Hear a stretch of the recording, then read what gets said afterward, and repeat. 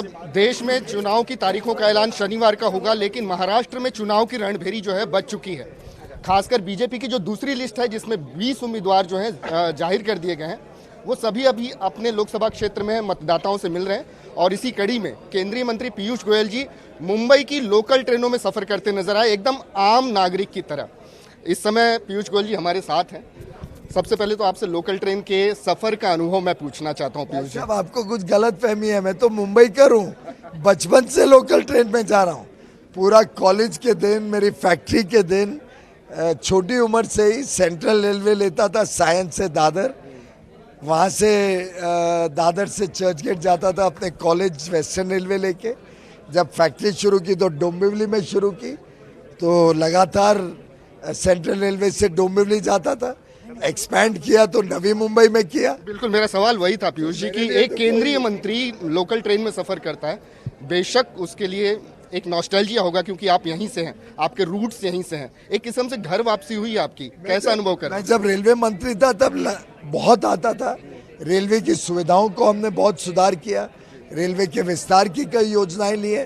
तो मेरा मानना है कि मुंबई मेरे कण कण में है और क्षण क्षण में मुंबई की चिंता करते रहता हूं। मोदी जी की गारंटी पे चुनाव लड़ा जा रहा है। आपने अभी थोड़ी देर पहले कहा था कि जहां सबकी गारंटियां खत्म हो जाती हैं, मोदी जी की गारंटी शुरू होती है।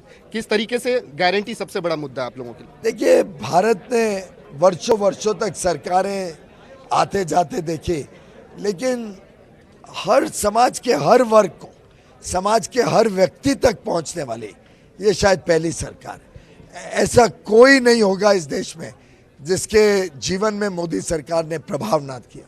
हमारी नारी शक्ति को सम्मान देना, हमारे युवा युवतियों को अवसर देना, गरीबों का कल्याण करना, पारदर्शी और सुशासन सरकार चलाना, भ्रष्टाचार से लोगों को निजात देना, देश का इंफ्रास्ट्रक्चर अति आधुनिक बना के विश्व स्तरीय स्पर्धा में देश के उद्योग और व्यापार जगत को खड़े होने के लिए अवसर देना।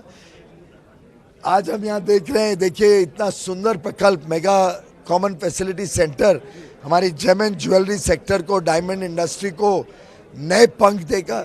भारत मंडपम हो, यशोभूमि हो, इस देश में जिस प्रकार से मुंबई से दिल्ली एक्सप्रेसवे बन रहा है, वंदे भारत का विस्तार हो रहा है, नए एजुकेशनल इंस्टीट्यूशंस, IITs, IIMs खड़ी हो रही हैं, एम्स। मतलब आप मानते हैं पीयूष जी कि जितने काम आप गिना रहे हैं उनके सामने विपक्ष कहीं भी खड़ा नहीं होता, विपक्ष के पास कोई काट नहीं है इन चीजों की? आपको लगता है सर? क्योंकि लक्ष्य भी तो आपने बहुत बड़ा तय किया, 400 पार, तो मेहनत भी उस हिसाब से आपको करनी पड़ेगी। लोगों ने, जनता ने मन बना लिया है 400 पार। हमारे लक्ष्य का तो सवाल ही नहीं है, ये जनता की भावना प्रकट हो रही है। मोदी जी के काम का काट है विपक्ष के पास, आपको लगता है? आप विपक्ष पे नजर तो रखते ही होंगे। भाई, आपने भी विपक्ष को देखा है, अभी तक ये नहीं तय कर सकते हैं कि इंडी किधर है, इंडी अलायंस का क्या हाल है। एक प्रदेश में केरल में लड़ रहे हैं एक दूसरे के साथ, दूसरी जगह मित्रता बना रहे हैं। अब तो कोई विपक्ष कहाँ है, क्या है और किस स्थिति में है, वो तो आपके टीवी पे रोज हम देख देख के समझ गए कि 400 पार अब की बार पक्का है। तो केंद्रीय मंत्री पीयूष गोयल जी पूरी तरीके से आश्वस्त हैं कि मोदी सरकार एक बार फिर बनने जा रही और अब की बार सीटों का आंकड़ा है, जो लक्ष्य तय किया गया है 400 का, वो निश्चित पार करेगी। और इसकी सबसे बड़ी वजह है मोदी की गारंटी और मोदी सरकार के किए हुए काम। यह विश्वास खुद केंद्रीय मंत्री पीयूष गोयल ने इंडिया न्यूज से बात करते हुए हमें बताया है। वीडियो जर्नलिस्ट विनोद गुप्ता के साथ विकास श्रीवास्तव, इंडिया न्यूज, मुंबई।